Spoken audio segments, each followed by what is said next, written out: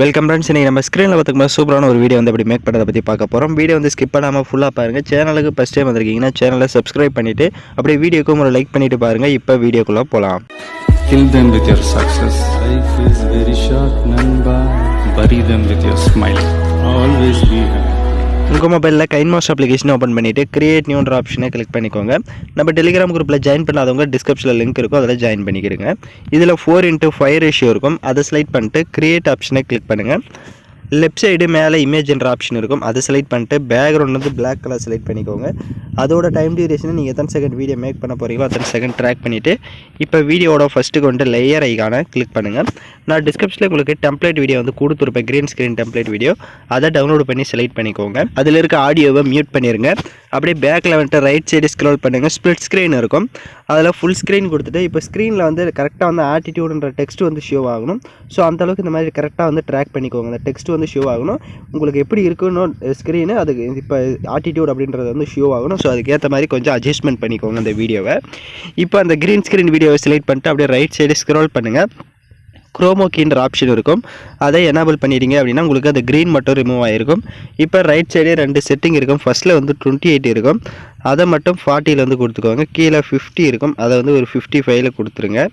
இப்போ அப்படியே பேக்கில் வந்துட்டு ரைட் சைடே அட்ஜஸ்ட்மெண்ட்டுக்கு போங்க. ரைட் சைடே அட்ஜஸ்ட்மெண்ட்டில் போய்ட்டு ஸ்டேச்சுரேஷனை அதுக்கு இன்க்ரீஸ் பண்ணிக்கோங்க, ஒரு 80 வந்து கொடுத்துக்கோங்க.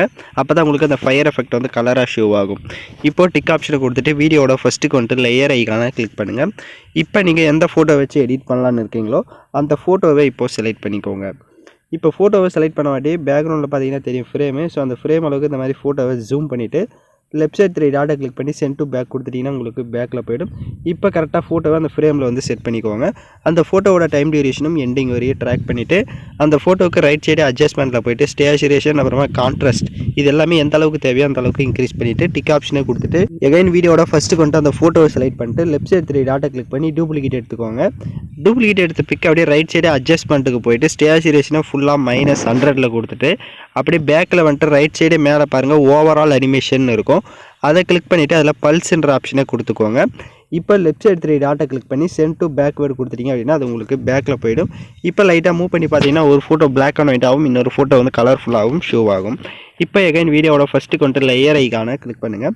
டிஸ்கிரிப்ஷனில் உங்களுக்கு லைட் எஃபெக்ட் வீடியோனும் கொடுத்துருப்பேன், ஹார்ட் எஃபெக்ட்டு, அதையும் செலக்ட் பண்ணிக்கோங்க. அதில் இருக்க ஆடியோவை மியூட் பண்ணிடுங்க. அப்படியே பேக்கில் வந்துட்டு ரைட் சைடு ஸ்ப்ளிட் ஸ்க்ரீனில் ஃபுல் ஸ்க்ரீன் கொடுத்துருங்க. எகைன் பேக்கில் வந்துட்டு அப்படியே கீழே ஸ்க்ரோல் பண்ணுங்கள், பிளண்டிங் வரும், அதில் ஸ்க்ரீன் கொடுத்துட்டு இப்போ லைட்டாக மூவ் பண்ணி பார்த்தீங்கன்னா உங்களுக்கு வீடியோ சூப்பராகவே ஷோ ஆகும்.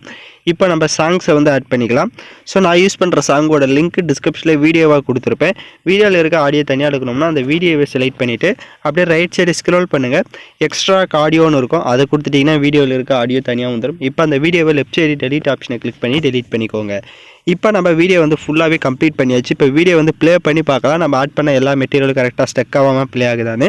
நான் சொன்ன ஸ்டெப்ஸ் எல்லாமே நீங்கள் வீடியோ வந்து ஸ்கிப் பண்ணாமல் பார்த்துருந்தா மட்டும்தான் எடிட் பண்ண முடியும். ஸோ அதனால் ஸ்கிப் பண்ணிட்டு பார்த்துட்டு இருந்தீங்கன்னா கண்டிப்பாக எடிட் பண்ண முடியாது. அதனால் ஸ்கிப் பண்ணாமல் வீடியோவை ஃபுல்லாக பார்த்து எடிட் பண்ணுங்கள்.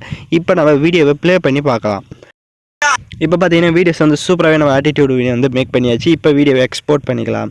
ஓகே ஃப்ரெண்ட்ஸ், இந்த வீடியோ பிடிச்சிருந்தால் லைக் பண்ணுங்கள், ஷேர் பண்ணுங்கள், சப்ஸ்கிரைப் பண்ணிட்டு கூட இருக்க பெல் பட்டனை கிளிக் பண்ணிவிடுங்க. அப்போ தான் நம்ம சேனல்ஸில் போடுற எல்லா வீடியோஸோட நோட்டிஃபிகேஷன்ஸும் உங்களுக்கு உடனடியாக வரும்.